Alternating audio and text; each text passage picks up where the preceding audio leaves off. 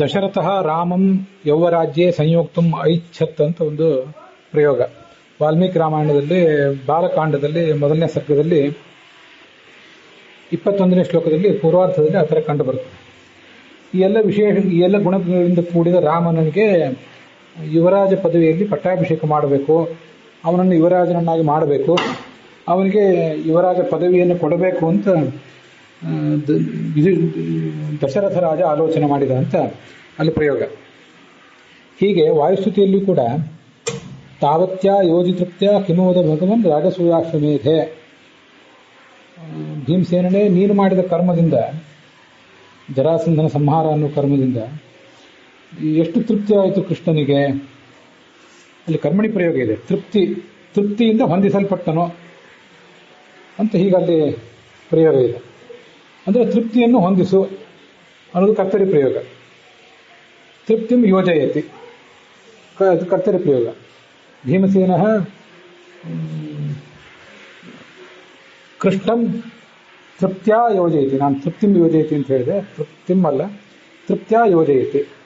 ಭೀಮಸೇನನು ಕೃಷ್ಣನನ್ನು ತೃಪ್ತಿಯಿಂದ ಹೊಂದಿಸಿದ, ಅಂದರೆ ತೃಪ್ತಿ ಉಳ್ಳವನನ್ನಾಗಿ ಮಾಡಿದ ಅಂತ, ತೃಪ್ತಿಯಿಂದ ಯುಕ್ತನನ್ನಾಗಿ ಮಾಡಿದ ಅಂತ ಅದರ ತಾತ್ಪರ್ಯ. ಹೀಗೆ ಅಲ್ಲೆಲ್ಲ ತೃಪ್ತ್ಯ ಅಂತ ತೃತೀಯ ವಿಭಕ್ತಿಯಲ್ಲಿರುವುದನ್ನು ಗಮನಿಸಬೇಕು.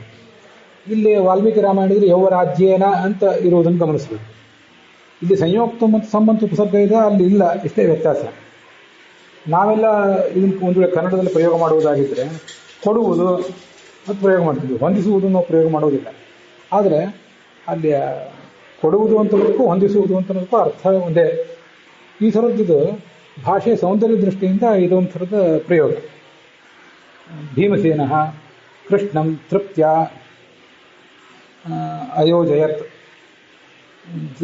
ದಶರಥ ರಾಮಂ ಯೌವರಾಜ್ಯೇನ ಸಂಯೋಕ್ತುಂ ಐಚ್ಛತ್ ಅಥವಾ ಯೌವರಾಜ್ಯೇನ ಸಂಯೋಜಯಾಮಾಸ, ಹೀಗೆಲ್ಲ ಕೆಲವು ಪ್ರಯೋಗಗಳು.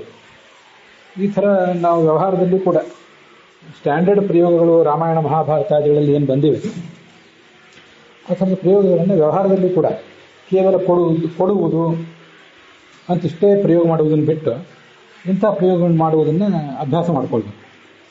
ಆ ಭಾಷೆ ಪರ್ಫೆಕ್ಟ್ ಆಗಿದ್ದರೆ ಮಾತ್ರ ಸಾಲದು, ಭಾಷೆ ಬ್ಯೂಟಿಫುಲ್ ಆಗಿರಬೇಕಾದ್ದು ಕೂಡ ಮುಖ್ಯ. ಆ ದೃಷ್ಟಿಯಿಂದ ಇಂಥ ಪ್ರಯೋಗಗಳನ್ನು ಆಚರಣೆಗೆ ತರಬಹುದು.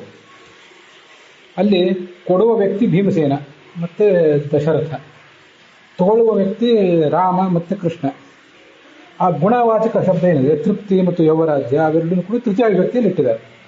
ಆ ಒಂದು ಗಮನ ನಮ್ಮಲ್ಲಿ ಇರಬೇಕು. ಅದರ ಮುಂದೆ ಮತ್ತು ಕರ್ಮಣಿ ಪ್ರಯೋಗ ನಿಜಂತ ಅದೆಲ್ಲ ಮುಂದೆಂದು. ಇಷ್ಟು ನಾವು ಮೊದಲು ಗಮನಿಸಬೇಕಾದಂಥ ವಿಷಯಗಳು.